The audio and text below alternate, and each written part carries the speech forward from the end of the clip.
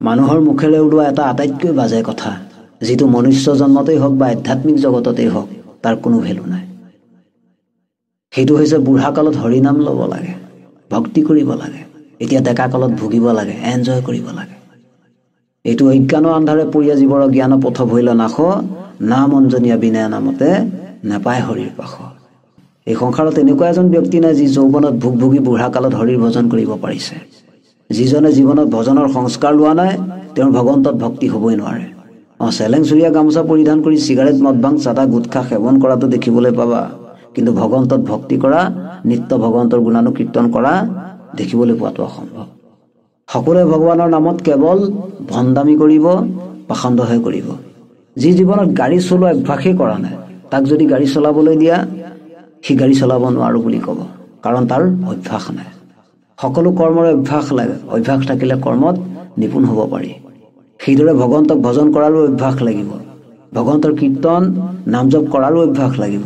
গোটেই জীৱন পুত্ৰ পৰিবাৰত আসক্ত হৈ, স্ত্ৰীত আসক্ত হৈ, স্থান বস্তুত আসক্ত হৈ, ব্যক্তিত আসক্ত হৈ ডাইৰেক্ট ভগৱন্তত মন আসক্ত হৈ যাব পাৰিব বুলি সপোনতো নাভাবিবা। বৃদ্ধকালত বিষয়ৰ চিন্তনহে হ'ব পাৰে, ভগৱন্তৰ চিন্তন হ'ব নোৱাৰে। যিজন ডেকাকালত হৰিৰ পৰা বিমুখ হ'ল, শাস্ত্ৰ সন্ত সাধুজনৰ পৰা বিমুখে ৰ'ল, যিজনক ধৰ্মৰ কোনো সংস্কাৰেই নিদিলে, যিজনে ধৰ্মৰ কোনো সংস্কাৰেই নললে, সদায় সৎচিন্তন সৎচৰ্চাৰ পৰা আঁতৰি থাকিল, সেইজন কি ভগৱন্তৰ সন্মুখ হ'ব পাৰিব? ভগৱন্তক ভক্তি কৰিব পাৰিব? নোৱাৰে। লিখি লোৱা, মৃত্যুৰ আগমুহূৰ্তলৈকে ভোগৰ বলাথ আকৰ্ষণত ভোগৰ লিপচাত লালায়িত হৈ থাকিব, তথাপি ভগৱন্তলৈ মনত নপৰিব। ভগৱন্তই জীৱৰ ইচ্ছাক স্বাধীন কৰি দিছে, সেয়ে জীৱৰ ইচ্ছামতে প্ৰভুৱে কামনা পূৰণ কৰে। জীৱই ভোগৰ ইচ্ছা কৰিলে ভোগ দিয়ে, ভগৱন্তক প্ৰাপ্ত কৰাৰ ইচ্ছা কৰিলে সাক্ষাৎ দৰ্শন দিয়ে। মুঠতে তোমাৰ ভোগত ইচ্ছা থাকিলে ভোগ পাবা, ভগৱন্তক প্ৰাপ্ত কৰাৰ ইচ্ছা থাকিলে ভগৱন্তক পাবা যে নিশ্চিত। লোৱা, এতিয়াৰ পৰাই ভগৱন্তৰ নাম লোৱা। বৃদ্ধ বয়সটো পোৱা নে নোপোৱা কোনো ঠিৰাং নাই। এই সংসাৰখনত যি দেখিছা সকলো স্বপ্নময়, মায়াময়। যাৰ লগত সম্পৰ্ক হৈছে সকলো টুটিব। যি ভোগ ভুগিছা সকলো মলমূত্ৰ হৈ বাহিৰ হৈ ওলাই যাব।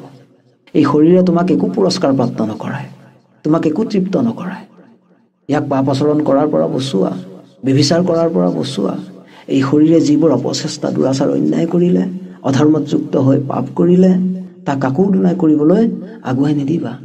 সময় তাকৰ, সময় নষ্ট নকৰিবা। যিবোৰ অসৎ কাৰ্যত অসৎ চিন্তনত সময় নষ্ট কৰি ব্যৰ্থে জীৱন কটাই আছিলা, এতিয়া আৰু সেইবোৰক চান্স নিদিবা।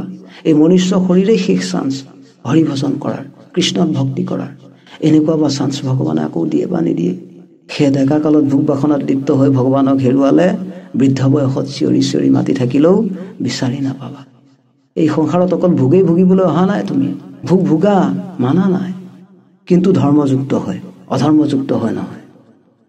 গোটেই জীৱন পাপ আচৰণ দুৰাচাৰ ব্যভিচাৰ কৰি মৰিলে মৃত্যুৰ পাছত জমে ফুল ঢালি স্বাগতম নজনায়। ডিঙিত জম পাশে বান্ধি টঙনিয়াই কিলে চোচৰাই লৈ যাব জমৰ ঘৰলৈ। এয়া শাস্ত্ৰৰ বিধান, ভগৱন্তৰ বিধান। তোমাৰ ফকতীয়া জ্ঞানৰ যুক্তি ইয়াত নচলে। কেৱল পাপীৰ দণ্ড আৰু দাণ্ডা চলে।